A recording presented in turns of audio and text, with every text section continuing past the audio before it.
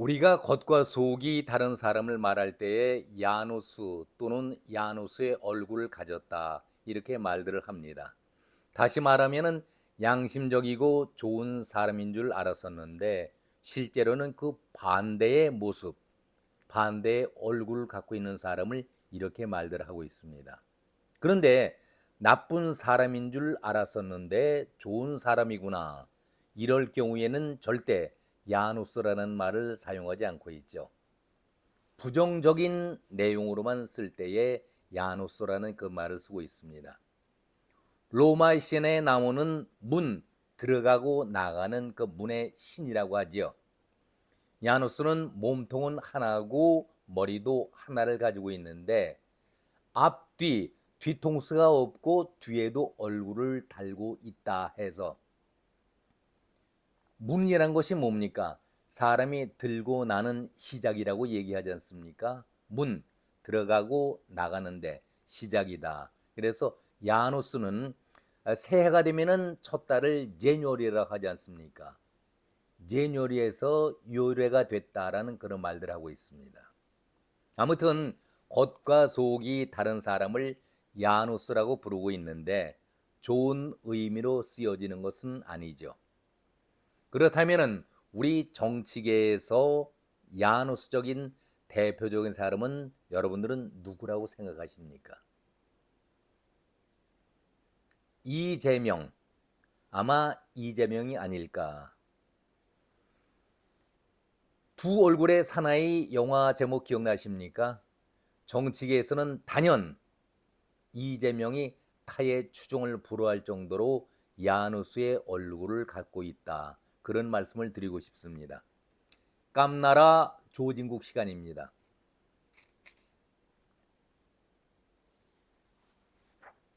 바로 엊그제죠.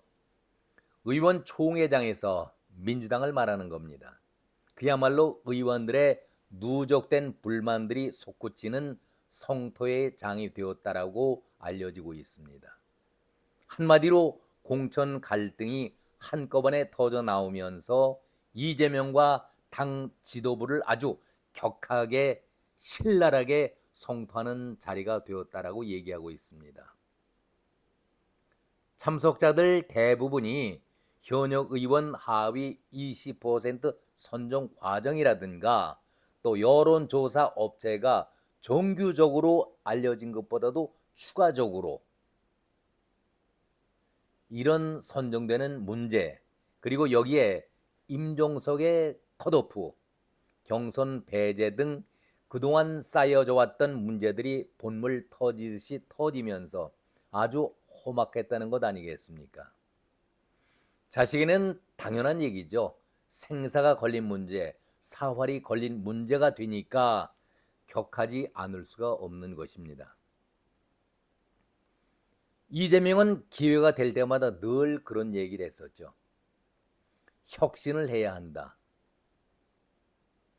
또 환골탈태를 해야 한다.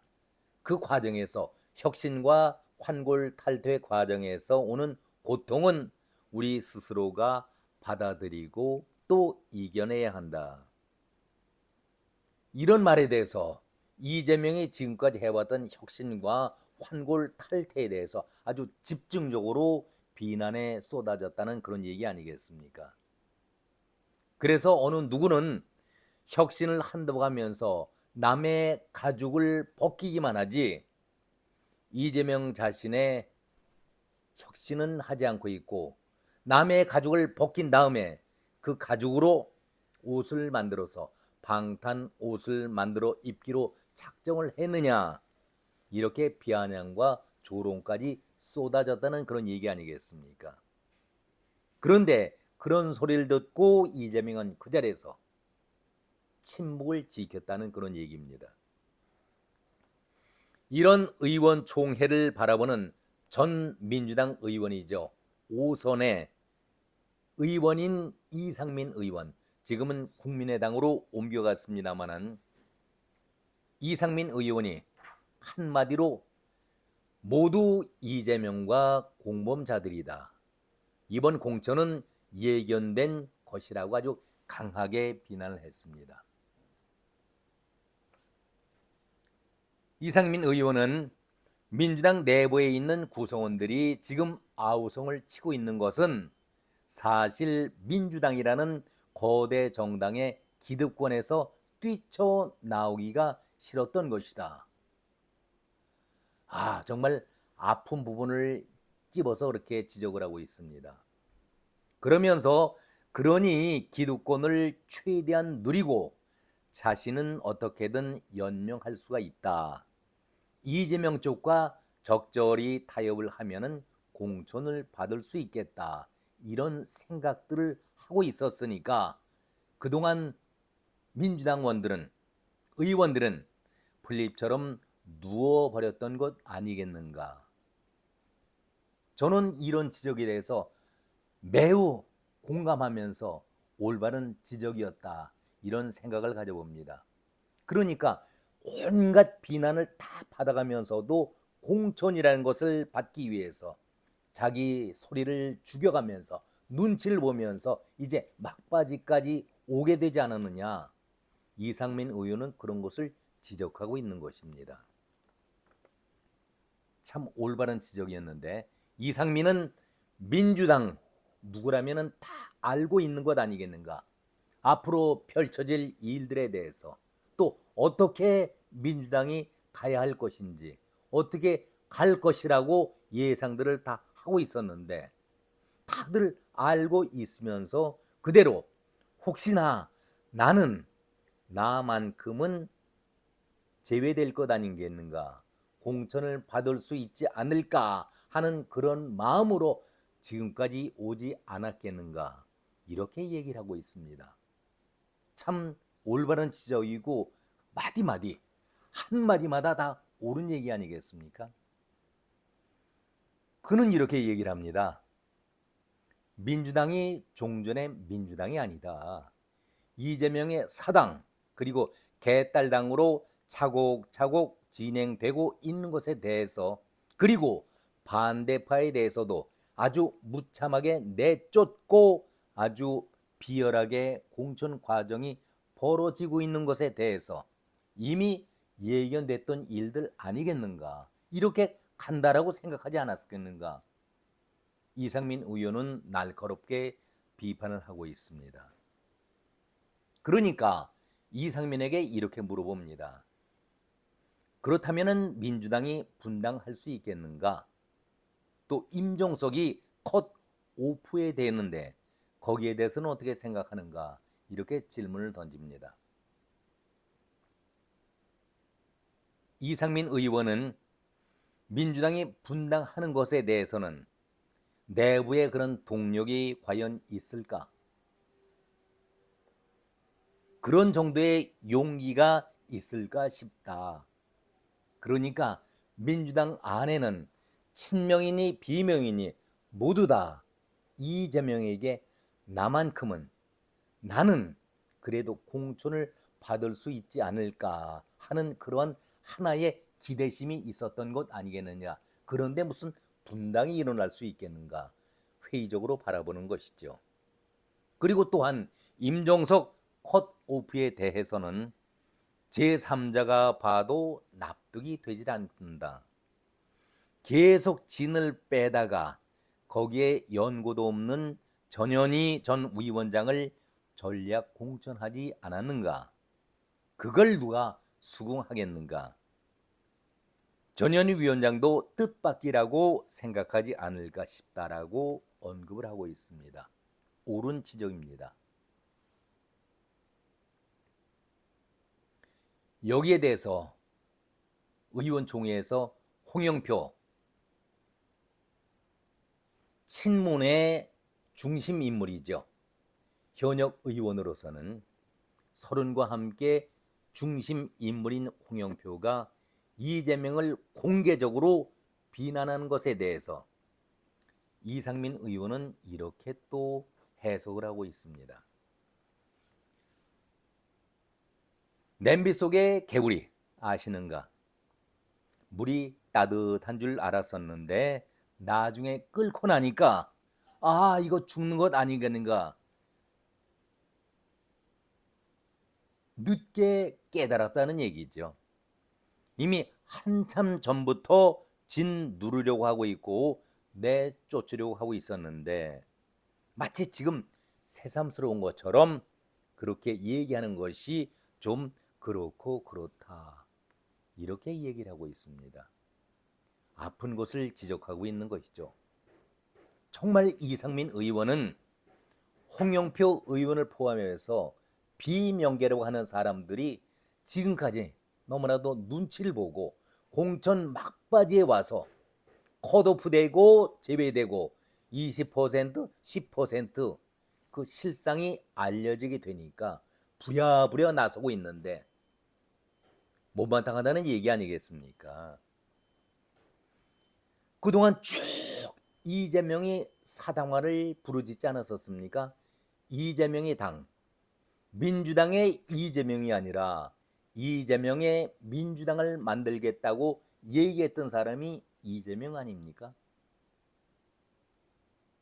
혹시나 하면서 기다렸는데 현실은 지금 민주당의 이재명이 아니라 이재명의 민주당을 만드는 사당화를 계속하고 있고 사천을 계속 주장하고 있는 것 아니겠습니까?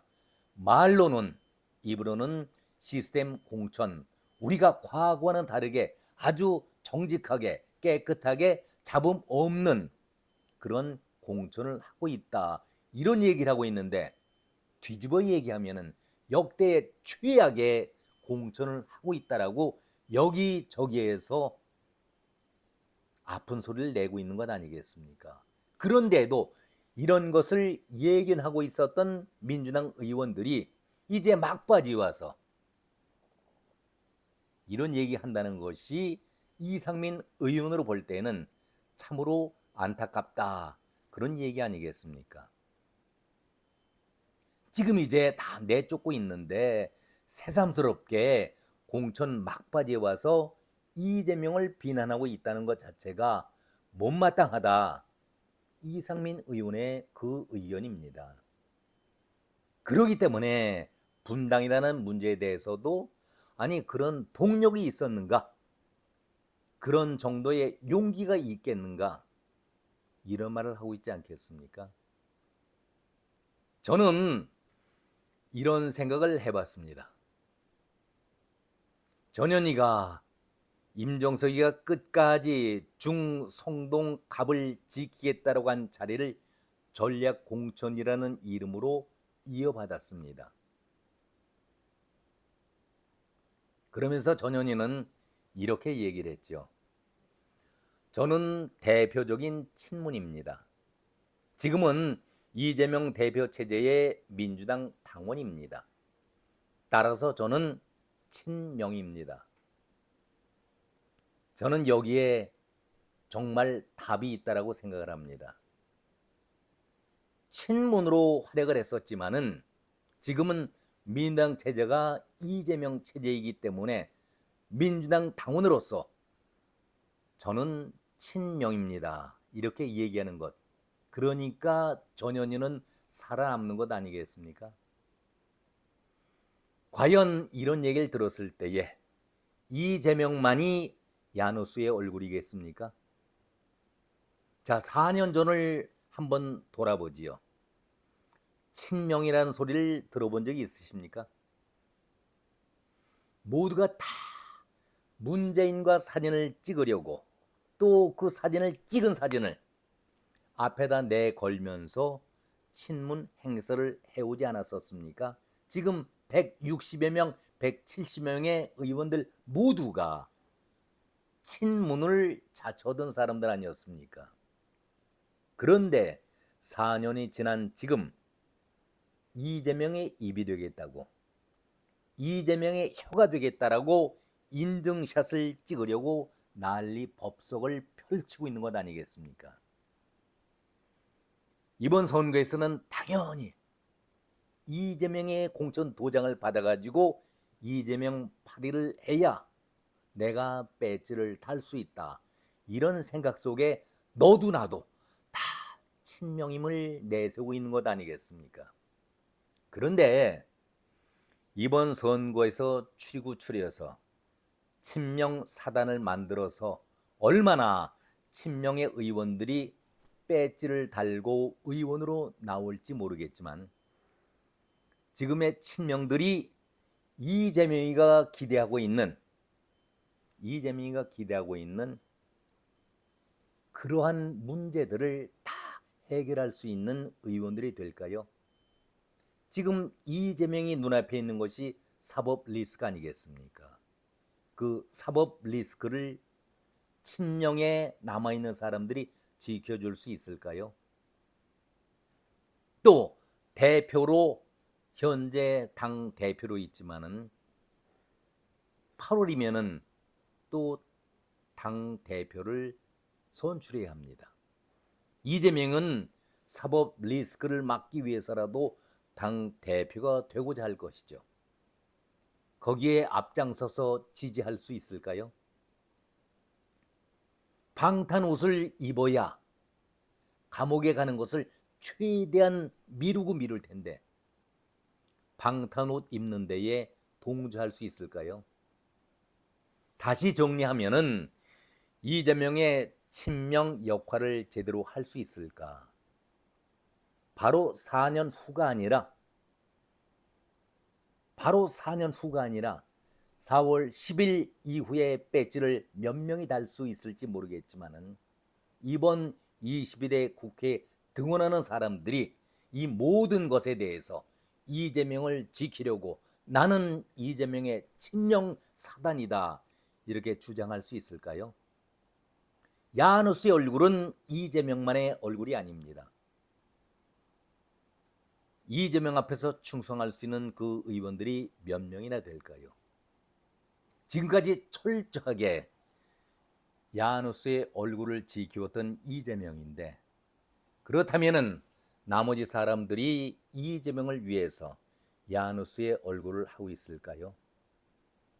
저는 그 부분에 대해서는 어느 누구도 자랑스럽게 내가 이재명이다, 이재명을 지키겠다라고 하는 사람들은 몇 사람이나 될까요? 그것도 지켜보는 것이 대단히 중요하리라는 생각을 가져봅니다. 이재명을 빼닮은 야누스의 진짜 얼굴들이 쏟아져 나올 것인지 오늘은 여기까지입니다. 여러분 고맙습니다.